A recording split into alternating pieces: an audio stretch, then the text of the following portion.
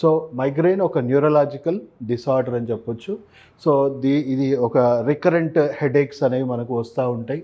And చాలా తీవ్రమైన pain associated with nausea, అంటే వామిటింగ్స్ రావడము, తర్వాత సెన్సిటివిటీ, లైట్కి కానీ సౌండ్కి కానీ విపరీతమైన సెన్సిటివిటీ రావడము, అండ్ కెన్ బి ట్రిగర్డ్, అంటే కొంచెం మానసిక ఒత్తిడి కానీ, లేదా కొన్ని రకాల ఆహార పదార్థాలు కానీ, కొద్దిగా హార్మోన్ చేంజెస్ అయ్యా కానీ మనకు ఆ తీవ్రంగా అనేది హెడేక్స్ అనేవి ట్రిగర్ అయిపోతూ ఉంటాయి.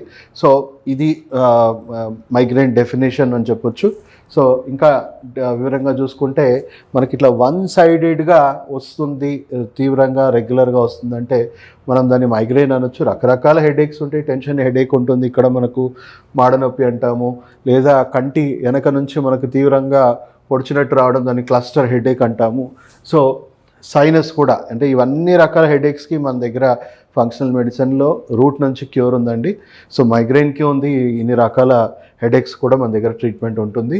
సో ఇంకా డీప్గా మనం మైగ్రేన్ ఎలా ఐడెంటిఫై చేయాలి, ఇంకా డీప్గా మనం సిమ్టమ్స్ చూసుకుంటే తీవ్రమైన హెడేక్, డిజీనెస్ రావడము, వామిటింగ్ సెన్సేషన్స్ రావడము, వామిటింగ్స్ అవ్వడము, లేదా ఫ్రీక్వెంట్గా ఆవలింపులు రావడము, నెక్లో తీవ్రంగా స్టిఫ్నెస్ రావడము, మూడ్ బాగా డిస్టర్బ్ అవ్వడము, కాన్స్టిపేషన్ రావడము, తర్వాత బ్లర్డ్ విజన్ చాలా బ్లర్గా రావడము, ల్యాక్ ఆఫ్ స్లీప్, నిద్ర బాగా డిస్టర్బ్డ్గా ఉండడము, కొంచెం వాతావరణం మారిపోయినా చల్లగదనం వచ్చినా కూడా మనకి సెన్సిటివిటీతోని వెదర్ కండిషన్కి రావడము, లేదా సౌండ్స్తోని రావడము, లేదా స్మెల్, కొన్ని రకాల స్మెల్ చూడగానే తీవ్రమైన హెడేక్ వచ్చేయడము, లైట్ సెన్సేషన్స్ రావడము, ఊరికే థర్స్ట్ పెరిగిపోవడం. సో ఇన్ని రకాలుగా సిమ్టమ్స్ మనకి మైగ్రెయిన్లో చూడొచ్చు.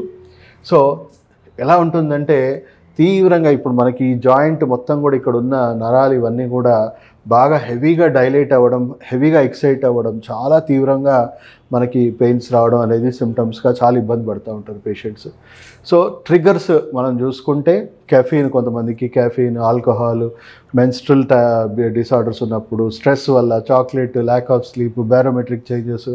సో ఓవరాల్గా కాజెస్ ఏంటి అని మాట్లాడుకుంటే బ్రెయిన్లో చిన్న చిన్న ఇంజురీస్ అవ్వడము, గ్యాస్ట్రోఇంటెస్టైనల్ డిస్ఫంక్షన్ వల్ల ఇన్ఫ్లమేషనే మేజర్ రీజన్ అని చెప్పొచ్చు, liver imbalance, cardiovascular imbalance, hormonal and metal అంటే బాడీలో ఉన్న ఇంబ్యాలెన్సెస్ వల్ల కూడా మనం చెప్పొచ్చు మెంటల్ ఇంబ్యాలెన్సెస్.